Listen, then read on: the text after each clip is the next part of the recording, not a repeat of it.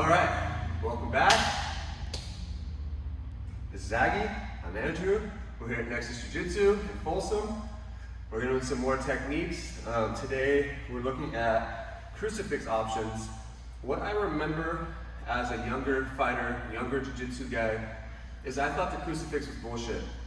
That's plain and simple. I thought the crucifix didn't work. Everybody could get out of it. There was no control.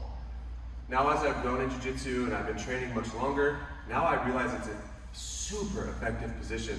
As long as you can correct which leg is controlling their arm and in what way you're controlling the far arm and all the attacks you're getting into. From the crucifix, I can look for one arm strangles, back takes, inverted triangles, arm bars with my legs. I can come up on kimuras. I can do a whole host of things from the position as long as I'm controlling their arms with the right leg. That's what is really actually important once you get into it, okay? So the first thing we're gonna start with is having Aggie internal here. Now when she's internal, the first two things I think about is what kind of base do they have? If her knees are narrow and her elbows are tucked, what that tells me is she's willing to compromise her stability to defend against hooks. So it's very easy to pull her over, right? But it's quite difficult to put a hook in. Now, if her knees were wide, right here this is telling me she cares more about her stability and less about me throwing in hooks, right? So that's the first thing I generally think about, right?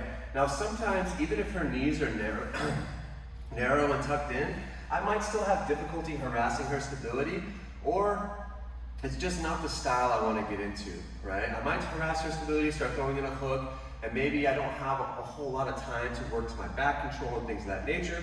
So I just want to go crucifix and get the ball rolling a bit here. So what I like to do when I'm in turtle most of the time is I go left knee to right knee or right knee to left knee. So I post up like this, put all my hip weight on them to keep them kind of low, step this foot out so I have ability to press into them, and then this hand I put on the back of the armpit shoulder area. I don't like to lace this arm through, because now she can reach her left arm back, start hooking my elbow, go all the way over there, and start looking kimuras and things of that nature, right? Or we call them fat man rolls when I was in wrestling, or barrel rolls these days, right? So I just post here, so if she reaches back for my elbow, she can't do anything, right? And now this hand, if this is MMA, great shots, I can also keep her head down, or I can go into wrist rides of all kinds, right? So what I like to do is keep the head down, bring my hips up and put my knee inside her hip pocket, and then I slide my knee down in between her knee and elbow, right here. Once I bring my knee between the knee and elbow, I open her elbow here with my knee. At this point, now I can start lacing this arm through and going into one-on-one wrist rides. Because now she can't connect her hands and I'm not concerned with the roll. If she rolls, she's just giving me the crucifix. I take my heel to my knee and I start scooping her wrist out. Now, this is my head side leg, hip side leg, right? This one's closer to the head, this one's closer to the hips.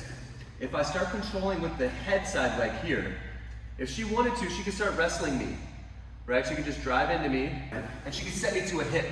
And now from here, she could easily bring her hips around me and wrestle me, okay? So initially when I'm on top, my goal, if I'm on top crucifix, is to have her arm trapped with my hip side leg. So the first thing I do, I start threatening an arm bar. As I lift the arm and she starts feeling pressure, she's gonna rotate her hand and it's gonna fall right inside my hip side leg. And now I'm playing here. She tries to wrestle me here, she can't drive me over to my hip. She can't win this battle now. Very important, okay? Now from here, there's a lot of attacks I can do. I have kimura attacks on this arm. I have kind of reverse omoplatas I can do. I can get into a whole host of options, right? What I want to do is front roll to get into my actual crucifix position. So let's move back a tiny bit, this way. Okay? So once I get her arm trapped here, I'm just going to front roll over my left shoulder, driving off the mat here, driving off the mat, and we're going to land here. Now, as important as the leg position is when I'm on top, same thing goes from bottom, okay? When her arm is trapped on my hip side leg, she can easily bring her hands together.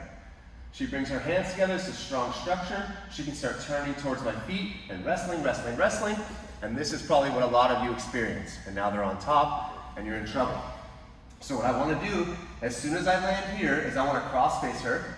So I either look to cross face with my knuckle right on the nose, or what we do in my gym is we grab chloroforms and we just push their face to the side. So now we're disrupting breathing and we're cross facing. Okay, that's a big thing in my gym.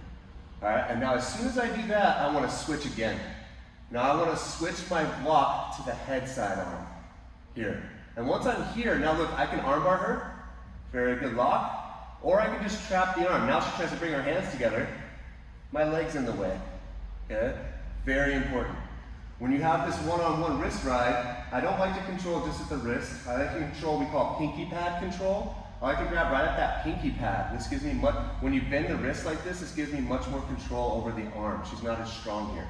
Here, she's gonna be fighting and it's really strong. See that? But once I grab pinky pad, here, try to get your hand out now. Way harder, right? So now here, what I wanna do is I wanna be facing her hips a little bit. So I'm gonna be kind of hip escaping out and facing this way. And now I can dig my arm inside her neck and start looking for my one-arm strangles, right? We're here, right? I've adjusted my lock and I'm playing here. So I'm gonna be facing her hips a little bit with my belly button, and this hand, we call this the eagle eye, eagle thing, whatever, right? I'm gonna make this type of fist, and I dig it under her chin, under her jawline, here, until I can grab her shoulder. Once I grab the shoulder, I put my chin on my hand to reinforce. Right. And now I just pull my elbow back. Look. Very, very, very strong. Her only way to defend that is to bridge. So as she bridges, I scoop my knee under her and I hip escape. And now you see her arm is trapped. Let's turn. So I'm here. I start strangling, she bridges into me, so watch this leg. It goes under and scoops. And now look, her arm is trapped. So as we fall to the side of the trapped arm, all her weight is on it now. What I like to do is go here, lock in a body triangle, because it's really mean and it probably hurts her arm. And now I'm here. Now I can get my strangle, right? And she's very, very trapped, okay? So that's kind of how I like to play my crucifix option. There's a lot, like I said, there's a lot more we can get into off of that position, and in time we will, especially if you guys tell me what moves you're actually looking to get into off of that. I'll be able to help you guys in the next videos. So again, from top turtle, I'm looking at their base. What do they got going on? I'm separating the knee from the elbow, I'm trapping their arm, and I want to make sure their arm is in my hip side leg when I'm on top crucifix, because then they can't run me down. Once we roll through, if it's in the hip side leg, they can easily connect their hands and give us trouble, right? So right away from there, I'm gonna do another transition to the head side leg, right? Keep their hands separated. Then it's pretty easy to lace up my strangle, one-arm strangle, finish like you're starting a lawnmower. So I'm pulling that elbow back in a rotational fashion. If they bridge into you, you take the back so easily with the front hip escape. Their arm is trapped, 2 versus 1. We're gonna finish a lot of strangles from there. Really, really, really powerful position.